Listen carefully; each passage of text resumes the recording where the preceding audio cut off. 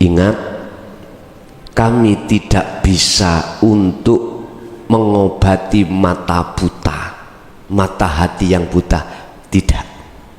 Kami makhluk tidak bisa dan tidak punya kewenangan untuk bisa menyembuhkan mata hati siapapun yang buta. Walaupun seakan-akan ilmu ini sebagai unsur faktor utama awal untuk menjadi mata hati yang tidak buta, akan tetapi sesungguhnya yang menyembuhkan semua adalah Allah Subhanahu wa ta'ala, bukan klason. Klason itu podo ambek sampean. La haula wala quwata illa billah. Tidak punya daya upaya untuk bisa melakukan apapun, kekuatan apapun, menolak apapun, kecuali semua itu dari Allah. Pun ini sekitar pemahaman ilmu tasawuf itu seperti itu. Dan ini Allah catat di dalam surah Al-Baqarah ayat 256 tentang ilmu tasawuf diki.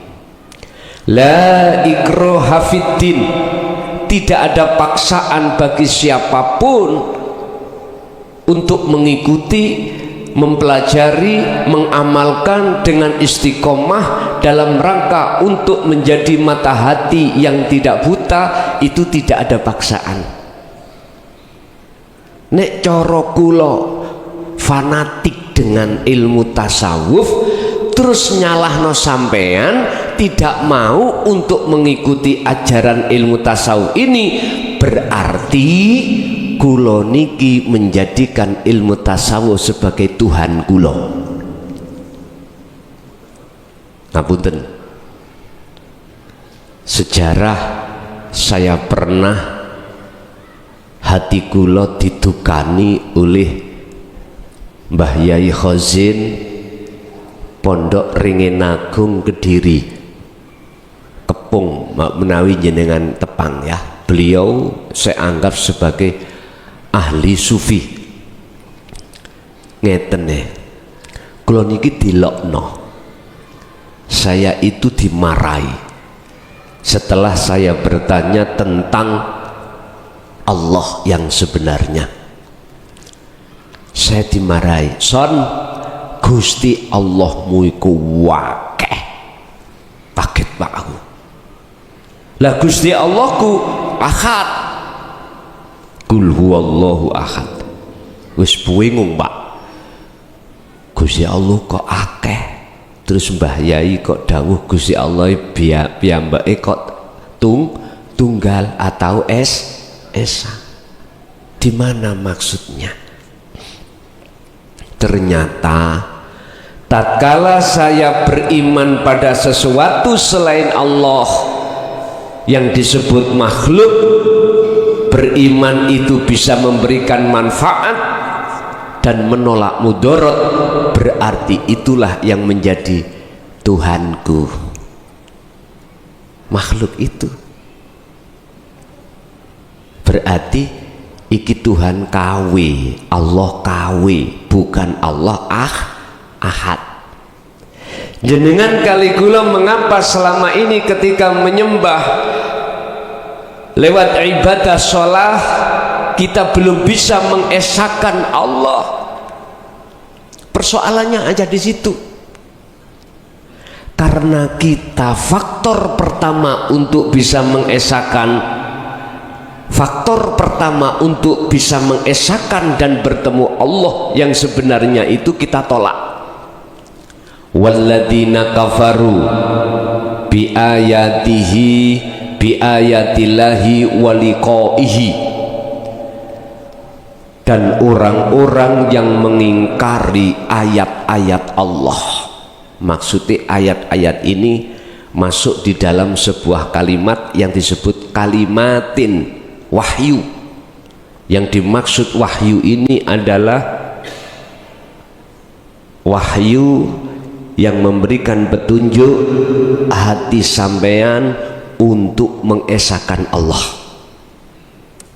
kalau boleh saya katakan dinut tauhid, khususnya ilmu tasawuf. Orang-orang yang mengingkari terhadap ayat-ayat Allah waliqaihi, dan otomatis mereka itu tidak akan mau hatinya bertemu Allah. Sukanya hati kita bertemu kesenangan, kehidupan, urusan dunia. Nafsu akan masuk di dalam hati kita, menanamkan yang namanya syahwatu dunia. Maka otomatis jikalau kita sudah yastakhibunal hayatad dunya, otomatis yang kita pikirkan hati kita, bukan akal, hati kita. Sukaria, bagaimana caranya sing durung, mohon maaf lu ya, sing durung sugih pengen sugih. Padahal semuanya sudah menjadi ketetapan Allah. Ati iku mesti masuk di situ. Kalau urusan jasmani nggak apa-apa, memang harus gitu. Harus. Jenengan iki yang laki ndang nikah, yang perempuan sudah waktunya ndang nikah, ndang punya anak, ndang mikir masalah sandang pangan papan, demi kelangsungan kehidupan keluarga kita. Wala tansa nasibaka minad dunya, kata Allah, urusan dunia jangan kau tinggalkan, tapi cukup hanya di atas nama jasmani, tapi ruhaniyah jenengan wabtaghu ilaihi wabtaghi fima ataqallah darul akhirah. Pikirin urusan ruhaniyahmu khusus hanya padaku, kata Allah. Ini pun itu sekitar masalah ilmu tasawuf. Faktor pertama untuk bisa hati sampai mengesahkan Allah adalah ilmu. Makanya diadakan taklim muta'alim seperti ini, ilmu. Makanya saya sudah 24 tahun Pak menyampaikan tentang masalah ini di setiap daerah. Mohon maaf, resikonya ya begitulah, sampean tahu sendiri. Apalagi sebelum adanya medsos, ngomong sak ngomong niku kudu diati estu, hujah dalil harus siap. Kalau enggak gitu Pak, ya Allah, udah ditendang sudah. Betul. Kita akan longgar kalau sudah masuk tahun 2014 kemarin, agak longgar. Artinya beliau-beliau para masyayikh yang tadinya hati beliau itu ada dorongan kuat untuk menyampaikan, ngempet sampai berpuluh tahun, sejak tahun 2014 sampai hari ini beliau berani menyampaikan. Alhamdulillah. Jadi Indonesia khususnya Pak, kalau kami melihat di Malaysia, di negara lain masih dianggap tabu Pak, nggak boleh. Saya di Malaysia nggak boleh menyampaikan secara umum, nggak boleh. Dimasukkan di medsos pun nggak boleh. Sembunyi-sembunyi Pak, sungguh sembunyi-sembunyi. Di Indonesia inilah apa namanya yang terbuka, apalagi di Saudi, langsung ditangkap. Yang berani membahas tasawuf, apalagi di umum ini, langsung tangkap Pak, ada undang-undangnya. Sehingga beliau-beliau para sufi niku mengasingkan diri di gunung-gunung Pak. Ini cerita dari jamaah-jamaah yang ada di Saudi sana. Indonesia lah, alhamdulillah, hanya Indonesia yang bebas untuk menyampaikan pendapat atau menyampaikan satu ide atau kepercayaan keimanan. Nggih, mohon maaf walaupun begitu kami pun juga punya rambu-rambu Pak, tidak terlalu. Bapak Ibu hadirin, itu sekedar modal aja, jenengan anggap penting atau tidak penting dinut tauhid niku hak asasi. Yang kedua, apa maksud daripada jenengan ini? Supaya bisa mengesahkan Allah ketika ilmu itu sudah digelar, qad tabayyana rusdu minal ghoi. Lanjutannya ayat Al-Baqarah 256. Inilah ajaran yang membebaskan hati kita dari belenggu hawa nafsu. Hawa nafsu membelenggu kita lewat kesenangan dunia. Dengan begitu alal akhirah, kalau kita sudah terbelenggu alal akhirah, kita akan melalaikan Allah. Makanya jangan heran Bapak Ibu, jenengan kali kula waktu sholat itu teringat perkara urusan dunia di sini. Ini sebagai motivasi aja. Urusan jenengan mengambil sikap nanti bagaimana ruhannya sampai ke depan, monggo kerso. Dan ngaji di Sukodono gini. Bundi? Kecamatan Buduran. Bisa dilanjut nanti, tapi gantian Pak untuk tahun 2025 ini. Nanti musyawarah pengurus takmir dengan pengurus di Krian, kan ada 3 tempat, jadi 4 tempat. Sampai apa namanya, nek cocok lu ya, apa daharan ilmu yang diberikan ini terhadap jenengan oleh Allah, kalau cocok bisa diteruskan. Nanti para takmir, pengurus, panitia sakit musyawarah terhadap pengurus yang lainnya. Tapi yang jelas untuk wilayah Sidoarjo cukup 4 Pak, mbok ditambah-tambah ya. Itu saya letakkan di Ahad yang keempat. Jadi gantosan setiap bulan, gantosan tempatnya mana, dan di situ disepakati yang mana. Untuk Januari itu saya letakkan di Krian Kraton. Nanti setelahnya di mana monggo sakerso. Cukup, jangan ditambah lagi 5, jangan 4 ae nggih Sidoarjo. Pun nek saged ngoten. Pun qad tabayyana rusdu minal ghoi.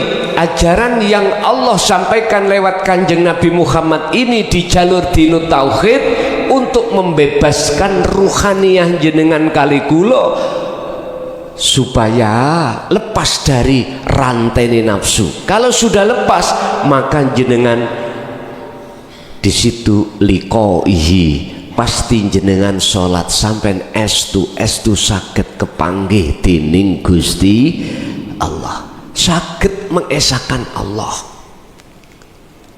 Logikanya gini Pak, selama saya di Mojokerto tadi dirantai oleh Bapak Kepala Desa di rumah, dirantai di Cagak, bisakah saya hari ini nyampe di sini?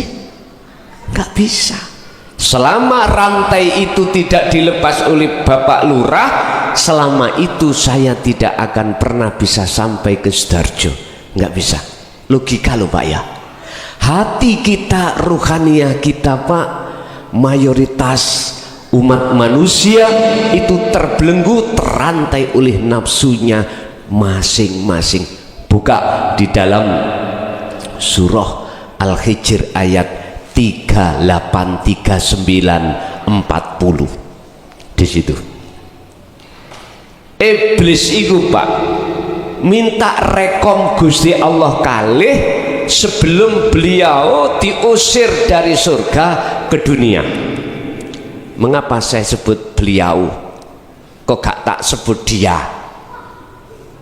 Karena beliau saiki dadi bala kula. Kok iso iblis dadi balaku? Iya, karena iblis niku walaupun kelakuane koyok nguniku, Dhek oleh isok nglakoni iku sebab oleh izin Gusti setunggal. Nek tak bolo mboten nggodho aku, mergai koncone dhewe. Mungsuhi aku mboten karena koncone dhewe. Lah dulu saya anggap mungsuh. Innahu lakum aduwwum mubin, Al-Baqarah 208. Allah katakan sesungguhnya iblis nafsu iku mungsuhmu sing nyata. Sakniki kula berdamai, Pak. Berdamai ambek iblis. Jadi iblis tak jak nyembah nang Allah purun. Engko lah sak ulama sak jagat lah nolak. Enggak gelem. Purun, Pak. Purun. Walaupun ketika saat wa idz qala lil malaikati isjudu li adam fasajadu illa iblis, dikatakan iblis tok iku sing gak gelem sujud. Sakniki purun. Masalahe nggih kula rayu-rayu. Terlepas dari jenengan kali kula sudah tidak menganggap iblis itu sebagai musuh kita. Iblis iku logikane mboten mungsuhi jenengan. Jadi jenengan nang Gusti Allah iku mudah, mboten kealang-alangan. Ada dalil? Ada. Al-Hijr ayat 40. Illa ibadaka minhumul mukhlasin. Orang-orang yang tidak bisa disentuh oleh iblis adalah orang-orang yang menjadi pilihan Allah. Kata dengan kali kula niki, siapa yang dipilih? Alladzina yastami'unal qaula fayattabi'una ahsanahu. Az-Zumar 18. Dialah mereka yang mengikuti dengan sempurna ajarane Rasulullah. Syariat yo, hakikat ilmu tauhid, hakikat makrifat yo, barulah iku sing gak disentuh iblis nafsu iku di situ. Pun iblis jaluk izin Allah dua rekom, siji ndak dipaten-pateni, tidak dimatikan jikalau tidak datangnya hari kiamat. Berarti umurnya dawa, Pak. Iblis itu ratusan tahun. Kalau jenengan pinten kali kula 100 saya mboten wonten. Nyun sewu sing paling tua Mbah jenengan umur pinten, Mbah? Pinten? 65. Lah ana sing sepuh 70, 80. Sing 100, Pak. Bagi generasi kita itu jarang, langka. 100 itu langka. Kedua, iblis diweni rekom Allah, diizini untuk menyesatkan Adam dan anak putu Adam kita semuanya. Iya, tersesat kita. Artinya kita itu pernah menjadi, mohon maaf, tawanane hawa nafsu ruhaniyah. Tondo kalau kita menjadi tawanan hawa nafsu sederhana, Pak, sederhana saja. Sholat kok yo gak iso khusyuk, iku jadi tawananis, iku tok lho. Walaupun kita itu Bapak Ibu sholate gak tahu leren, maca Qur'ane gak tahu berhenti, mohon maaf, belajar kita ilmu dohiriyah itu luar biasa, disebut al-alim al-alamah. Tapi manakala sholat, ketika sholat kok yura isok ketemu Gusti Allah alias khusyuk khudur, iku tetondo yang ruhaniyah hati kita masih dalam belenggune hawa nafsu. Pun ini sekitar tujuan maksud mengapa kita harus bertasawuf, mengapa kita harus mengenal Allah lebih jauh, mengapa harus kita mengikuti Rasulullah di jalur dinut tauhid. Dan ini sudah saya paparkan sebagai dasar modal sebagai motivasi jenengan. Nek jenengan terus monggo, nek ora ya kula luwih penak, waktu kula malah senggang. Dadi ning omah saged ndang lekas nyelesekno tugas penting kami. Pun yang terakhir mungkin nek pancen sios nggih, nek pancen sios Sudarjo iku petanggon, mongko nggih ngapunten tetep tak seleh nek nggone Ahad yang keempat. Mengki sing kedua di mana, ketiga di mana, keempat di mana, saya ngikuti jadwal. Lah khusus WA telepon kan kula tutup, kecuali pengurus mboten kula tutup. Untuk komunikasi terkait masalah jadwal waktu saya bulan depan di mana, jadwal waktu depannya di mana. Jadi cek mboten kula niki salah panggonan pun. Monggo dibuka di dalam surat At-Tolaq ayat 3. Bismillahirrahmanirrahim. Waman lan utawi sapane wong iku yatawakkalu, tawakal pasrah. Apa sih tawakal pasrah iku? Terus dikatakan tawakal pasrah sing bener iki ya napa? Iku yatawakkalu pasrah sapa man Allahi ngatasi Gusti Allah, ya fahuwa mongko utawi man, fahuwa mongko utawi Allah, mohon maaf, iku hasbuhu bakal nyukupi sapa Allah hu ing man. Nyukupi apa? Terserah sampean mandang dari sisi mana, terserah. Ayat ini sampean masukkan tafsir muhakamah apa mutasabihah, sampean artikan ilmu syariat apa ilmu tauhid, ilmu tasawufnya, terserah jenengan. Man niki adalah siapapun jenengan. Mengapa Allah meletakkan ini sebagai isim nakiroh? Ini menunjukkan bahwasannya siapapun yang Allah kehendaki bisa. Satu. Dua, mengapa harus man memakai isim nakiroh?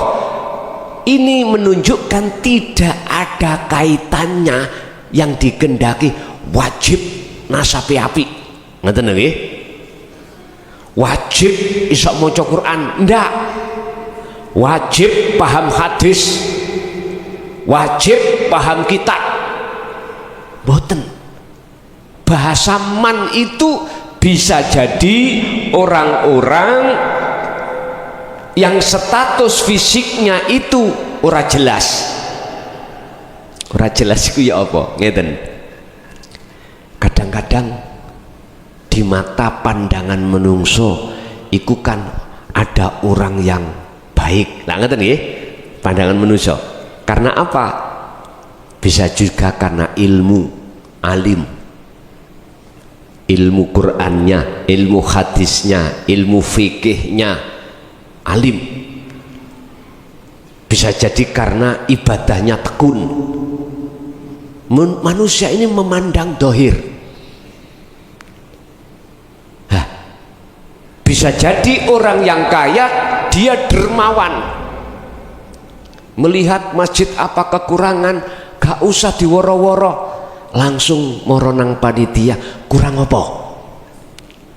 Anu pak kurang keramike, ya wis langsung teken, wis iki keramike bagi aku. Anu pak sound sistemnya kurang penak utawi kurang geler, ya wis butuh biro. Lah jenenge wong sugih lho pak, lak saged mawon toh. Tapi jenengan kali kula wis gak duwe kapasitas seperti itu. Penggaweane kerjanya iku ya pemulung, mohon maaf lho ya. Wis omahe ya pindah-pindah koyok keong. Kontrak kene, mbok gak iso mbayar diusir ngalih kontrak kene. Wis katakanlah hidupnya serba susah. Duh. Ini bisa nominasi, Pak. Nominasi orang seperti ini. Jadi kealiman kita, keibadahan tekun kita secara fisik, kita punya status secara fisik di mata manusia baik, itu tidak menjamin kalau hati kita itu pasti di mata Allah itu golongan yang dinominasikan Allah. Belum tentu. Justru kebanyakan kita itu Pak, kita loh ya, dalam hati kita, mohon maaf saya tidak mengurangi rasa hormat kami, mohon izin estu, saya tidak bermaksud untuk menyudutkan si A si B, enggak, estu enggak. Makanya sering saya contohkan saya sendiri, contoh saya sendiri, kealiman saya tidak akan menjamin hatiku di mata Allah baik manakala dalam hatiku ada takabur. Pundi takabure, ujub luwe api katimbang orang lain, dikarenakan saya merasa menjadi orang yang alim.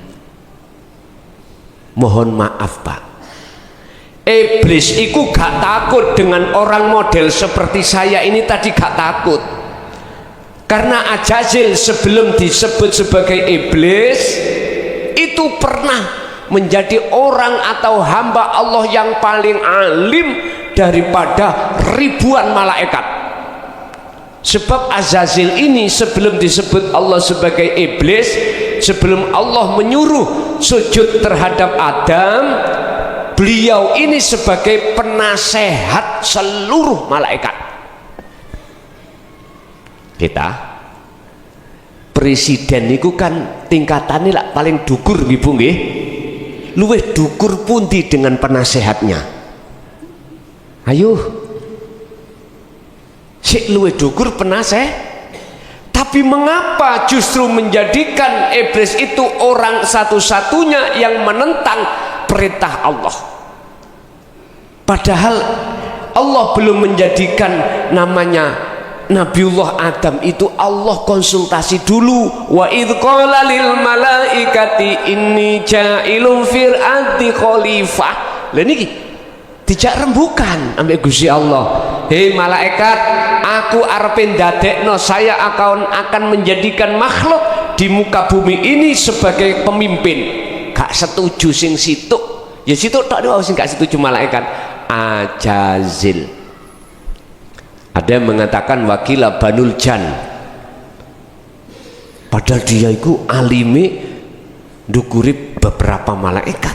Mengapa? Lah niki lho, kula niki berhubung ngalim di dalam ilmu apapun, kok ning ati kula niku rumangsa sing alim kula, sifat alim iku alim kula, ilmu iku wek kula, otomatis jenengan ngaku gak ngaku, saya bohong atau tidak bohong, mesti saya merasa lebih baik daripada orang lain. Itu pasti. Wis gak iso Pak iki ditutup-tutupi mboten saged. Iki urusan ati. Innallaha ya'lamu ma fis sudur. Gak bisa Allah kau tipu. Nek urusan dohir bisa aku ngomong nipu jenengan. Makanya orang yang model seperti saya ini mesti minta pada Allah tatkala saya kecemplung ning kelakuan maksiat. Ya Allah tutupono ya Allah diri maksiat yang pernah kulakukan di mata orang lain, sebab saya punya napa status. Ya opong kok nek masyarakat roh kula niki sapa lokalisasi pernah gondol unjal, ngertas gondol unjal nggih niki Pak, otomatis pasti takut ketahuan orang lain kalau saya ini pernah melakukan maksiat dengan bentuk gondol unjal. Yang nggawa pacar lho Pak nanggone lokalisasi. Lapo katene tung mriko. Wis gak ono maneh, apa maneh nang hotel. apalagi hotel yang tidak bersyariat. Wis lapo maneh ya wis sampean bedek dhewe.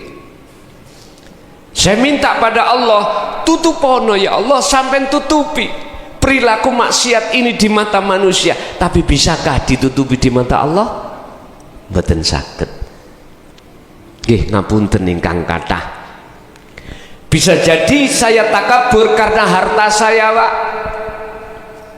Biar kula diwahno wong sembarang apa kebutuhan yang bersifatkan umat masyarakat umum tak bantu. Siapapun yang mau pinjam tak pinjami dengan uang laki-laki, bukan uang perempuan alias tidak mana. 1 bulan janji tidak bisa mengembalikan, 2 bulan janji tak bebas no, mesti sampean kasih jempol padaku otomatis. Tapi di saat itu saya kok yo merasa sugih, kaya itu milikku. Apa yang kulakukan sebab dari diriku sendiri, otomatis saya lebih merasa kaya daripada orang lain. Itulah takabur. Padahal semua milik Allah. Saya al-ubad, ahli ibadah, Pak. Nggak pernah saya keluar masjid. Setiap waktu mesti ada di masjid. 1 jam sebelum waktu saya sudah datang untuk iktikaf membaca Quran. Tapi di dalam hatiku merasa hatiku ini karena masih menjadi belenggunya hawa nafsu, ya otomatis saya merasa lebih baik daripada orang lain yang di luar yang tidak sholat. Takaburlah saya. Iblis niku luweh nemen, Pak. Asalnya itu ibadahnya itu luweh lama, luweh sujudnya luweh lama dan lain sebagainya daripada malaikat lain. Berarti intinya iblis itu wis tahu ngono. Mengapa dia itu kok dihempaskan Allah dari surga ke dunia hanya 1? Aba wastakbar wa kana minal kafirin. Ada takabur tadi loh. Makanya Allah dawuh, Iblis, apa yang menjadikan penghalang bagimu tidak mau untuk saya perintahkan sujud pada Adam? Jawabannya cuma 1. Ya Allah, ana khalaqtani min nar wa khalaqtahu min tin. Jangan jadikan saya dari api sementara Adam dari tanah liat. Lebih baik mana? Ini gula tadi takabur. Terus bedanya apa saya ambek iblis? Podo. Miturut kacamata ilmu tasawuf. Lah mengapa kita dulu tidak tahu kalau ini adalah menyamai daripada iblis? Karena kita belum diajarkan ajaran Rasulullah di jalur dinu tauhid. Dari tauhid la ilaha illa anta wa ana. Mohon maaf kalau ada yang bertanya, sebab di medsos, di WA saya, mohon maaf ya, nomor saya kan ada di konten YouTube, bertanya apakah pernah Rasulullah mengajarkan ilmu tauhid? Karena menurut beliau-beliau yang tanya, yang beliau tahu Rasulullah hanya mengajarkan ilmu syariat. Saya jawab tidak dari hujah hadis, tidak dari hujah ijma qiyas. Hujah saya jawab dari Al-Quran. Buka di dalam surah Al-Anbiya ayat 25. Al-Anbiya 25. Dan atau buka di dalam surat Al-Anbiya 87. Mohon maaf, 25 kita buka dulu. Wama arsalna min qablika mir rasulin illa nuhi ilaihi annahu la ilaha illa ana fa'budun. Ikilah tauhid toh. Tingkatan yang paling tinggi. Sebelumnya 87. La ilaha illa anta. Anta ana. Bapak Ibu, mohon maaf, anta itu maksudnya mukhotabnya anta Allah. Kalau kita bicara anta engkau, itu berarti posisi antar yang bicara dengan yang dibicarakan itu dekat. Engkau, kamu berarti sudah dekat. Artinya gara-gara jenengan kali kula belum masuk di dalam anta tauhid, gara-gara hati jenengan belum mengenal, belum merasa Allah itu dekat pada diri kita, sholat itu belakang. Yang dekat urusan dunia, itulah selain Allah.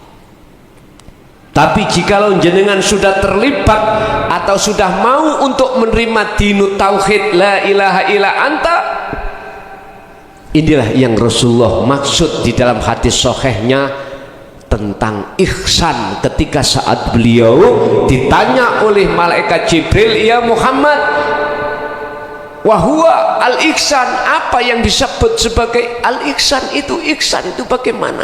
Apa sih ma al-ihsanu? Yang disebut ihsan itu apa Muhammad? Akhirnya dijawab oleh Rasulullah, anta budallaha, ketika kau menyembah terhadapnya. Menyembahnya itu bisa lewat sholat, lewat zakat, lewat poso, lewat haji, lewat jenengan kerja, lewat jenengan makan. Ibadah murni atau tidak murni, bisa melihat wujudnya Allah seakan-akan. Berarti lah getok toh Pak ya, gak temenan toh, seakan-akan. Wis sampean anggap ngeten, niki air Pak, air. Ketika saya haus, saya minum, logika mengatakan mesti hausnya hilang dengan hukum sebab musabab air. Air itu saya tanya, makhluk nopo kholik? Makhluk nggih? Oke. Mohon maaf Pak, dalam konteks akal sudah benar, sebab saya minum air inilah rasa haus itu hilang. Berarti yang menghilangkan rasa haus adalah air. Wes, sarujuk nggih. Oke, niki kelas kita di syariat. Memang begitu. Tapi kita apakah sadar? Lewat ayat wallahu khalaqakum wa ma ta'malun, utawi Allah yang menciptakan makhluk air ini, wa malan apapun ta'malun kang muncul dalam air ini, makhluk ini sumbernya dari Allah. Nggak sadar kita kalau yang sebenarnya yang menghilangkan rasa haus bukan air tapi Allah. Lah wujudnya Allah itu memberikan syafaat, memberikan pertolongan, meletakkan pertolongannya, syafaatnya terhadap air, sehingga seakan-akan air ini bisa menghilangkan rasa. Padahal sesungguhnya yang bisa menghilangkan adalah Allah. Inilah tasawuf, inilah ilmu tauhid yang Rasulullah sampaikan. Buktinya Al-Anbiya 25 tadi, wa ma arsalna min qablika Muhammad, aku tidak pernah mengutus utusan sebelummu. Berarti Nabi Isa, Rasul siapapun sampai Nabi Adam dan juga Muhammad, kecuali wajib mengemban, menyampaikan, mendidikkan tauhid la ilaha illa ana. Mengapa demikian? Fa'budun, supaya bisa menyembah Tuhan yang sebenarnya Tuhan, yaitu ilahukum ilahu wahid, Tuhan yang maha Islam menarik supaya sampai kali kulo itu betul-betul ketika ngibadah nyembah itu betul-betul nyawiji atau mengesahkan Gusti Allah. Ngoten lho niku. Kula niki keras Pak. Keras iku dalam arti wis kula gak ngereken wong nyaci kula walaupun saya mengatakan sampai ke tauhid ana tetep tak sampai no. Karena saya punya prinsip, aku luwih apik, luwih seneng, luwih baik, lebih baik saya dibenci seluruh umat sak dunia daripada saya menolak perintah Allah. Coba sampai buktikan. Besok kamen ngomong, wis gak ngaji ngono Gus, gak taek-taekan. Lho enak kula. Malah 2005 nek kalau bisa saya gak ngaji kok. Coba monggo diuji. Panitia-panitia atau panjenengan yang sudah menginden saya di tahun 2025, mungkin terakhir itu September Pak. Wis kadung kula trimo dulu waktu ono tahun 2024. Tetep tak parani insyaallah nanti Khalipun Bahayi Malang September tanggal 5 insyaallah niku yang terakhir. Wis seluruh panitia sampai kongon WA kula. Son gak ngaji ngono gak taek-taekan. Ojo teko. Lho sawan nang Pak kula. Alhamdulillah. Nyantai kula wis. Lha niku sing kula enteni ket biyen kok kapan aku dipensiune Gusti Allah. Wonten mriku. Bon. Jadi saya lebih memilih Allah memerintahkan saya walaupun resikonya saya dicaci, dimaki dan dibenci. Termasuk inilah ilmu tauhid untuk mempersatukan umat sebetulnya. NU Muhammadiyah atau bendera apapun Anda tidak akan pernah rukun. Iya, manakala Anda tidak menyentuh ajaran Rasulullah di jalur tauhid, nggak bisa. Mesti fanatik dengan ajarannya, akhirnya menyalahkan yang lain. Sing pakai kunut dilokno salah, sing gak pakai kunut dilokno sing pakai kunut, yang bertahlil dilokno haram iku gak ono dasare bid'ah. Wis sampai kapan bos iki terjadi? Makanya hancure Islam itu dari Anda sendiri. Karena tidak ada persatuan dan kesatuan. Bisanya bersatu dalam satu keimanan, mau tidak mau semua panjenengan khususi tokoh-tokoh nyai lo belajar ilmu tauhid, belajar tasawuf. Wes situ ikut tak. Wa ma arsalnaka illa rahmatan lil alamin. Lihat Rasulullah ketika saat disampaikan di dunia ini apa sih visi misinya? Illa rahmatan lil ngalamin. Jadi rahmat segenap alam, alam manusia, alam hewan, alam tumbuh-tumbuhan, alam jin, alam iblis, alam malaikat, semuanya Pak. Terus piye carane dadi rahmat? Diajak kabeh nyembah nang Gusti sing sejatine Gusti. Iku Rasulullah mengatakan di dalam surah pundi Gusti yang sejatine Gusti yang kita sebut sebagai Allah Subhanahu wa taala. Beliau menyatakan di dalam Al-Quran surat Al-Kahfi ayat 110, ilahukum ilahu wahid, itulah Tuhan yang Maha Esa. Surat Ikhlas, kul huwallahu ahad. Mana sih Allah itu yang kita sembah? Allah yang mana? Dikatakan di situ, dialah Allahu ahad. Tuhan Allah iku Tuhan yang tunggal esa, lam yalid walam yulad, tidak beranak dan tidak diberanakan. Esa itu di situ, gak ada yang lain. Bapak Ibu hadirin jamaah rahimakumullah. Pun jadi Rasulullah tak jawab justru menyampaikan itu dengan dasar hujah surat Al-Anbiya tadi. Wajib Muhammad itu termasuk Rasul sebelumnya adalah mengenalkan tauhid di tengah-tengah umat, supaya jenengan kali kula dalam rangka menyembah betul-betul kepada yang esa. Wa ma arsalna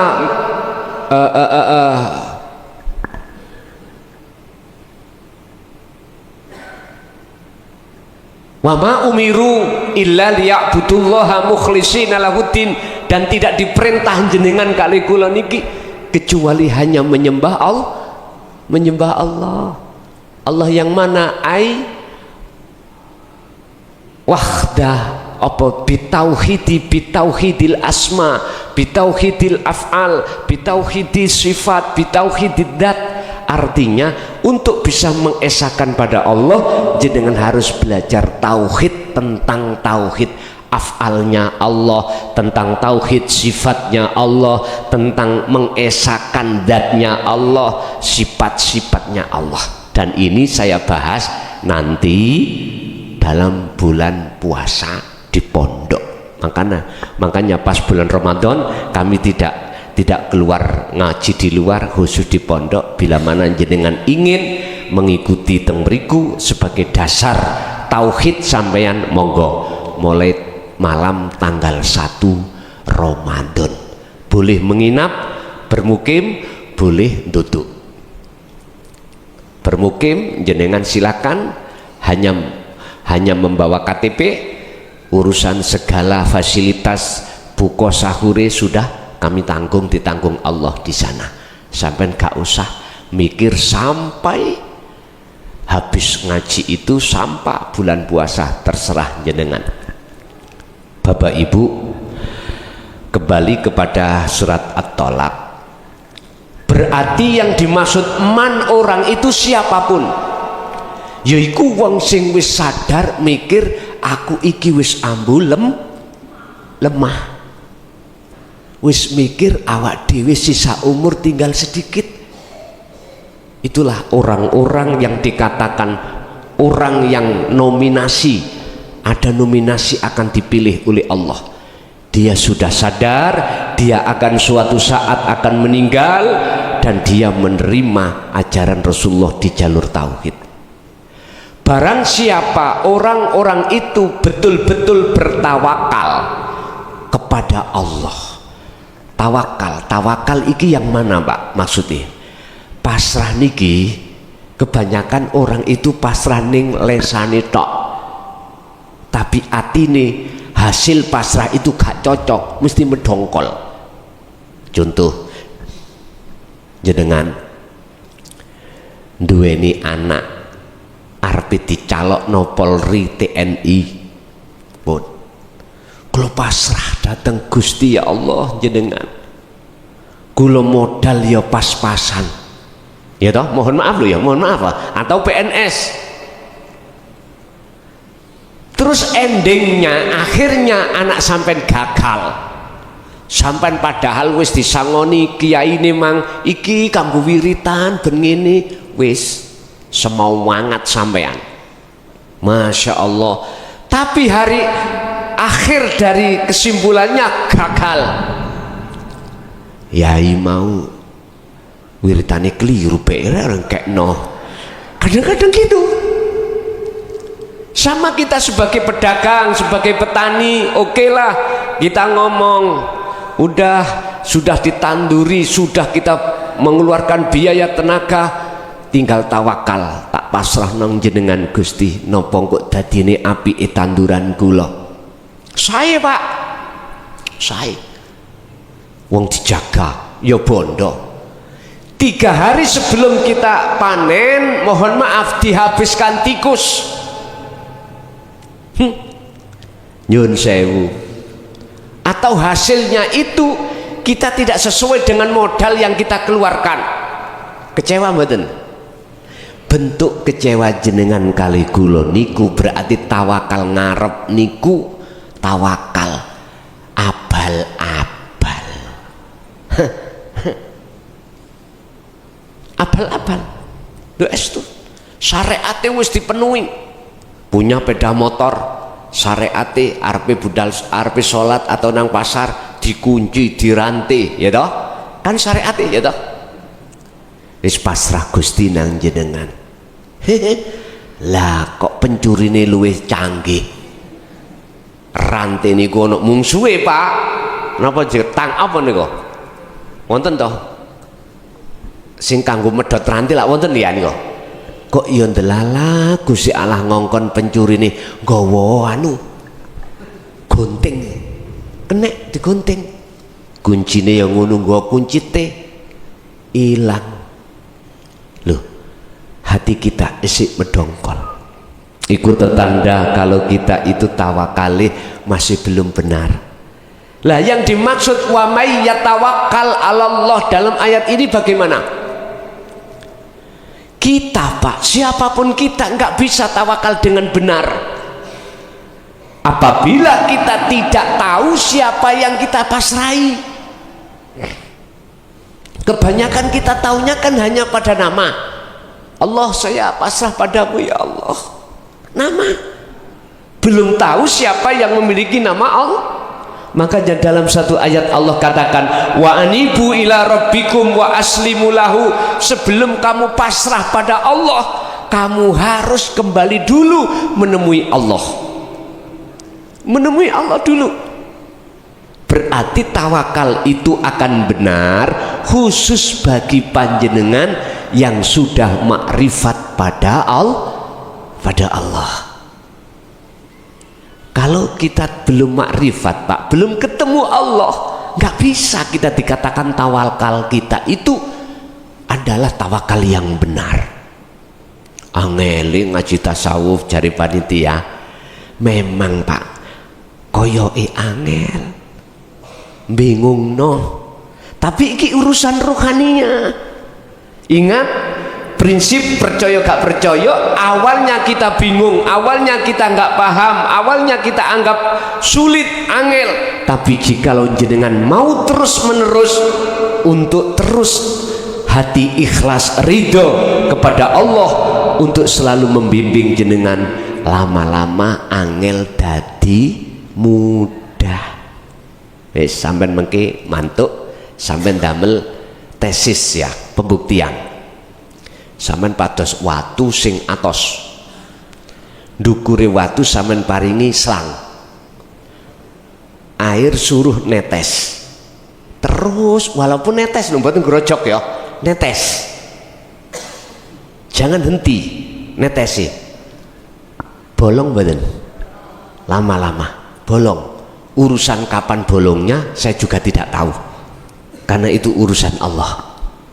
Inilah pembuktian saatos-atos ati kepada Allah, saangel-angelo awak dewe angen-angen ilmu tentang tasawuf. Kalau jikalau jenengan iki manjata wajata terus gelem menerus terus sampai enggak berputus asa untuk menerima keterangan-keterangan itu, aku yakin suatu saat jenengan Allah kasih kepahaman sendiri.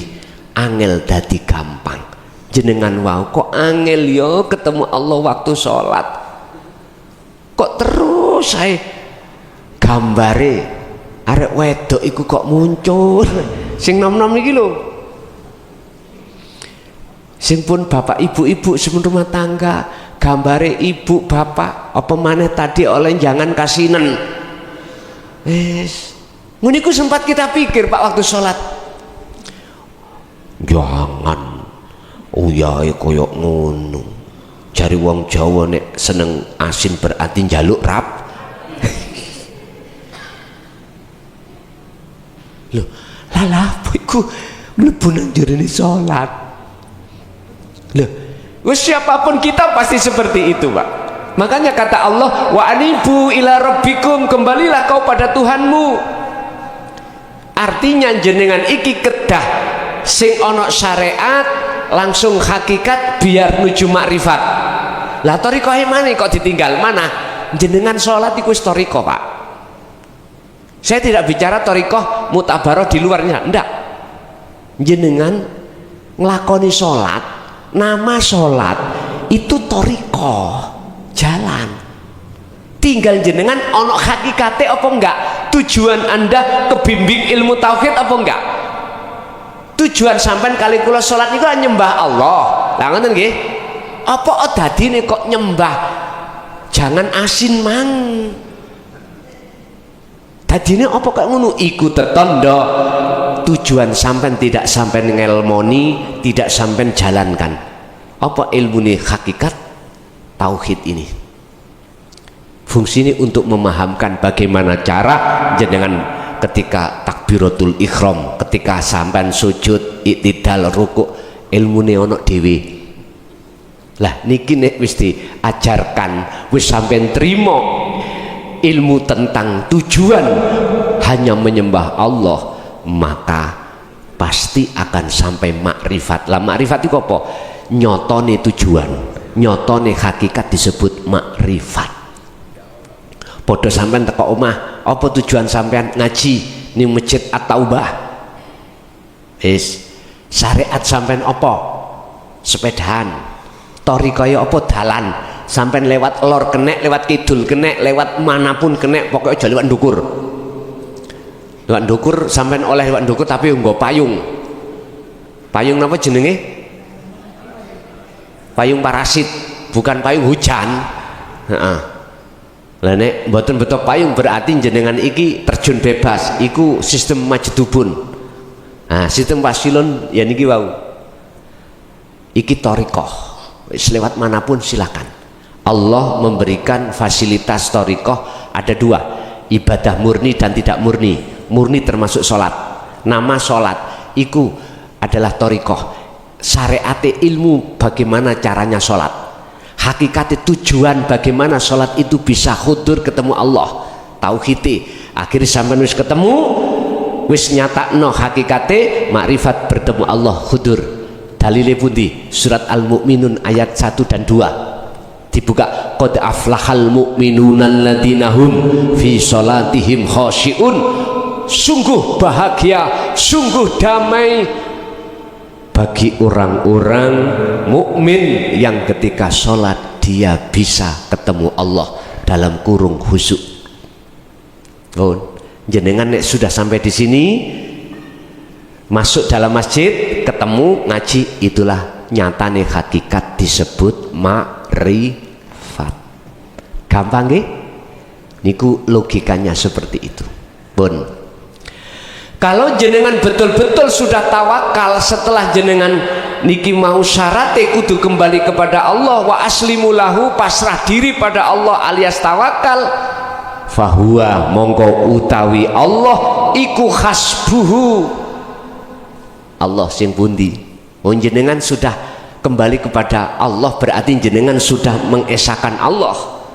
Tanda jenengan sudah mengesahkan Allah. Cinta sampean ini menghadapnya sampean ati sampean ini, imannya ati sampean ini, tidak ada iman selain Allah, cukup hanya pada Allah saja. Contoh minum tadi, boleh secara syar'i lahir mengatakan hilangnya haus itu karena air, tapi hati sampean bisa nembus menyang wujude Allah.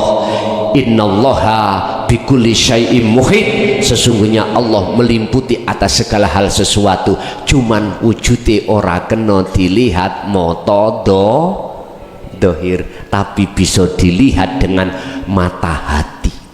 Hidup itu wis ya niki dulu gak berani Pak ngomong, wis sekarang sudah Allah sudah melonggarkan hal-hal yang sesuatu yang kita dulu kita anggap tabu niki pun penak menurut saya. Tapi kok yus tak penak no, kata Allah kok si panggah tetep umat iki ingkar. Bagaimana ayat-ayat yang cerita-cerita umat-umat Nabi sebelum kanjeng Nabi Muhammad dihancurkan dengan cara Allah sendiri, bisa lewat tsunami, bisa lewat gempa, bisa lewat peperangan, bisa lewat apapun, itu urusan cara Allah sendiri. Pun kalau kita sudah betul-betul tawakal sesuai dengan Quran, fahuwa hasbuhu, Allah mencukupi atas segala keperluan jenengan. mencukupi. Sekarang kita bicara tentang kalimat hasbuhu. Kalau jenengan memandang dari syariat, hasbuhu iku apa kebutuhan jasmania sampean, urusan dunya. Balik elak teng mriku, mandangnya kembalinya kepada itu. Apa sing sampean butuhno, apa besok yang sampean butuhkan untuk keluarga, walaupun sekarang belum ada, mesti dicukupi Allah.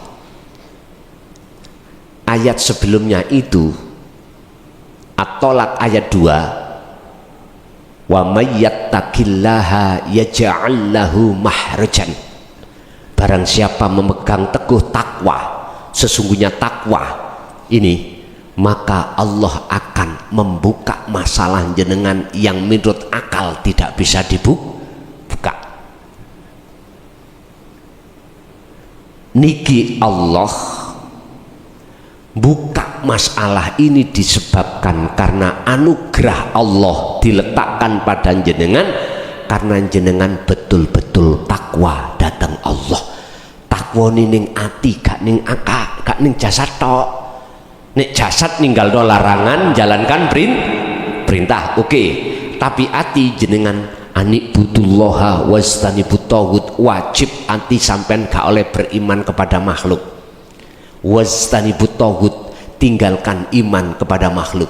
Anik butullaha, wajib setiap saat dan waktu ati sampean imane mung dateng sejatine Allah, yaitu ilahukum, Tuhan kamu sekalian, ilahun wahid, yaitu Tuhan yang esa.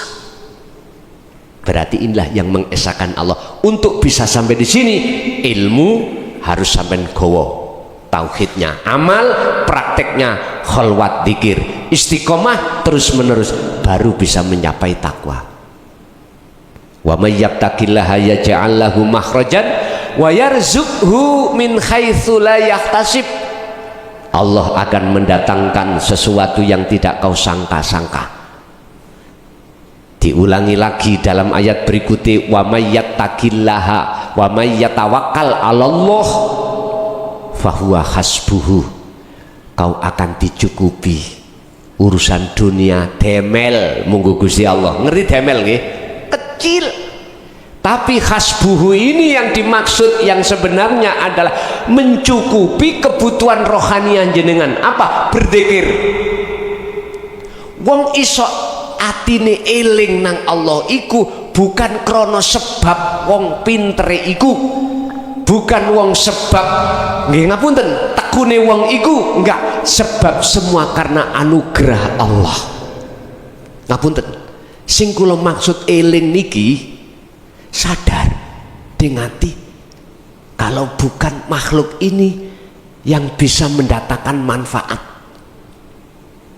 bukan karena makhluk ini yang bisa menolak mudarat, tapi semua karena Allah. Iku sing kula maksud eling niku Pak. Dzikir sing kula maksud dzikir ada di situ. Bukan sing diwoco-woco digedhek-gedhek ning lesan, bukan itu. Sing kula maksud untuk tawakal dan Allah mencukupi apa kebutuhan panjenengan, itulah dzikir yang bisa menembus terhadap alam musyahadah, alam kegaibane Allah. Niku lho sing tak maksud dzikir. Hati sampai nyadari, merasakan kehadiran Allah wujudnya di dalam dan di luar diri jenengan sebagai sang pelaku satu-satunya, tidak ada yang lain. Inilah dikatakan hasbuhu, ati sampean gampang eling nang Gusti Allah iku fahasbuhu. Tapi jikalau sampean artikan fahuwa hasbuhu itu urusan jasmani, ya gak salah. Mangkane wong sing wis dadi kekasih Allah iku karena sudah duduk di wilayah hasbuhu, hatinya selalu ingat pada Allah. Ala inna auliya Allah la khaufun alaihim walahum yahzanun. Surat Yunus ayat 62 63. Dia nggak ada kekhawatiran, meniki aku mbadok opo, mboten. Anakku sing tak daftarno polisi PNS iki dadi apa gak, kan khawatiran, karena sudah pasrah pada Allah.